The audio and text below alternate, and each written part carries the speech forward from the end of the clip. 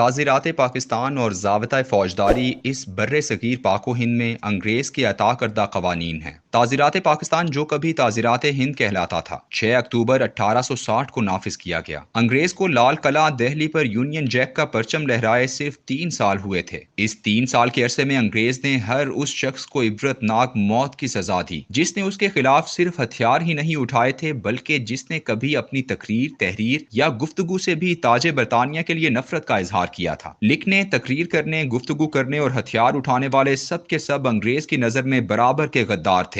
दिल्ली शहर के चौकों और चौराहों पर मुसलमान उलमा की लाशें कई दिनों तक लटकाई गई थीं ताकि आम लोग इबरत हासिल करें। गालिब अपने एक खत में तहरीर करता है कि दरख्तों पर मुसलमानों की लाशें बिया के घोंसलों की तरह लटकी हुई नजर आती हैं। अंग्रेज पूरे हिंदुस्तान को बजोरे शमशीर फतह कर चुका था। 1857 की जंग आज़ादी तक की पूरी एक सदी अंग्रेज की मकामी हाकिमों से लड़ाई की सदी है। मैसूर की रियासत सबसे सख्त जान थी, जिसको फतह करने के लिए 1767 से 1799 तक अंग्रेज ने 4 जंगें लड़ी और आखिर में मीर सादिक जैसे गद्दारों की मदद से टीपू सुल्तान को शहीद करके मैसूर पर कब्जा कर लिया। बरतानिया के शहर एडम्बरा की पहाड़ी पर एक कला है जिसे म्यूजियम का दर्जा दिया गया है। उसमें टीपू सुल्तान की तलवार, ज़रा बख्तर और दीगर अशिया रखी गई हैं। ये अशिया एडम्बरा के रहने वाले उस सिपाही को मिली थी जिसने टीपू सुल्तान को शहीद किया था। इन नवादिरात पर एक इबारत दर्ज है। टीपू सुल्तान की मौत अंग्रेज के लिए इतना बड़ा वाकया थी कि पूरे मुल्क में खुशी की वजह से छुट्टी कर दी गई थी। आखिरी मार्का 1849 में गुजरात के कस्बे चीलियांवाला में हुआ, जिसमें फतह के बाद पंजाब से सिखों की हुकूमत का खात्मा कर दिया गया। इस फतह के बाद दिल्ली में बैठा बहादुर शाह जफर अब एक महसूर शख्स था जो बराए नाम फरमा रवाए हिंदुस्तान था।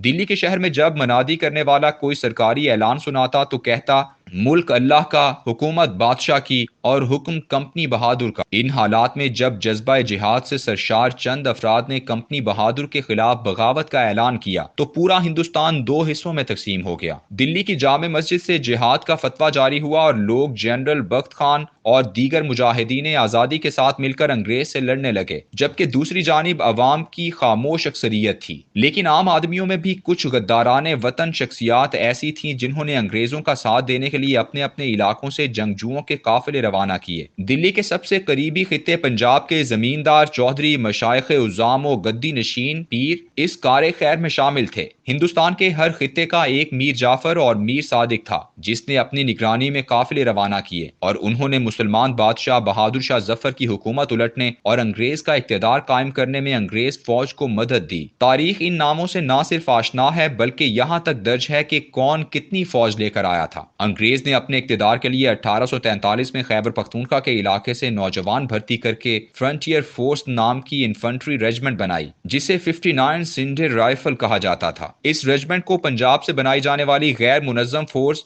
पंजाब इर्रेगुलर फोर्स में 1856 में जम कर दिया गया और ये मशहूर फ्रंटियर फोर्स रेजिमेंट कहलाई। इस रेजिमेंट में पंजाब और खैबर पख्तूनख्वा के जवान शामिल थे। जंगी आजादी में इस रेजिमेंट को ये एजाज हासिल हुआ कि जब लाल किला पर हमला किया गया तो उस वक्त किले में मौजूद मुसलमान सिपाहियों ने इसका बड़ा गेट बंद करना चाहा तो इस रेजिमेंट के एक नौजवान ने कमाल बहादुरी से उसे रोका, जिसकी वजह से उसकी गर्दन दरवाजे के बीच आ गई और इतनी देर में अंग्रेज फौज पहुंच गई और किले के खुले दरवाजों से अंदर दाखिल हो गई। इस गद्दारे वतन की याद में मुद्दतों फ्रंटियर फोर्स रेजिमेंट के अफसरान अपने तकरीबाती मलबूस के कॉलर पर नीली पट्टी पहनते रहे क्योंकि उस गद्दार की गर्दन किले के दरवाजे में आने की वजह से नीली हो गई थी। 1857 के बाद के 3 साल अंग्रेज ने अपनी इसी फौज के जरिए ही हिंदुस्तान में जबरन अमन कायम किया और अवाम पर अपनी हुकूमती रिट मुसल्लत की। फिर सबसे पहले ताज़ीरात हिंद नाफिज हुआ और ठीक 6 माह बाद 1861 में पुलिस एक्ट आ गया और यूं ताजे बरतानिया के मातहत हिंदुस्तान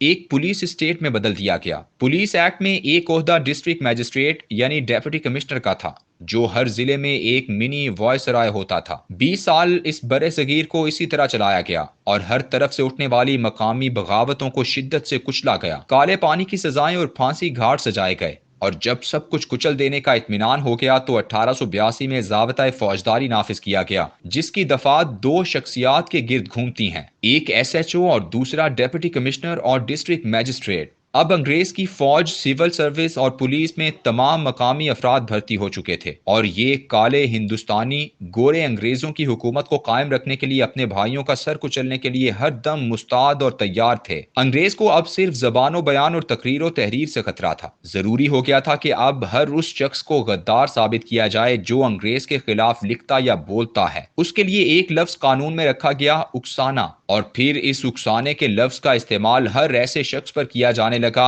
जो ज़बानो बयान और तकरीर व तहरीर से अंग्रेज के खिलाफ बोलता और लिखता था। ताज़ीरात हिंद की दफ़ा 505 इसीलिए तख्लीक की गई, जो यूं थी: जो कोई भी ऐसा बयान, अफवाह या रिपोर्ट लिखे, शाया करे या फैलाए जिसका मकसद इश्तियाल दिलाना और जो मुमकिना तौर पर इश्तियाल दिलाने की वजह बने। अंग्रेज की इस दफ़ा में हमने ये इजाफा कर दिया: पाकिस्तान आर्मी, नेवी या एयरफोर्स के किसी भी अफसर, सिपाही, सेलर या एयरमैन को बगावत, इर्तिकाब जुर्म या किसी भी तरह से अपनी जिम्मेदारियां अंजाम देने से रोकने की कोशिश करे। यानी अगर कोई भी फर्द अपने घर में बैठे चंद दोस्तों के दरमियान भी कोई ऐसा जुमला बोलता है या आज के दौर में अपने ग्रुप के अफराद के साथ व्हाट्सएप पर शेयर करता है, अपने फॉलोअर्स को ट्विटर या फेसबुक पर बताता है, तो वो दरअसल गद्दारी का इर्तिकाब कर रहा होता है। ऐन मुमकिन है कि इसकी ये बात किसी एक भी आर्मी, नेवी या एयरफोर्स के फर्द ने सुनी ही ना हो, मगर उसके बावजूद भी उस पर बगावत का जुर्म और उकसाने का फेल साबित हो जाता है और इसके लिए मजीद किसी गवाही की जरूरत नहीं।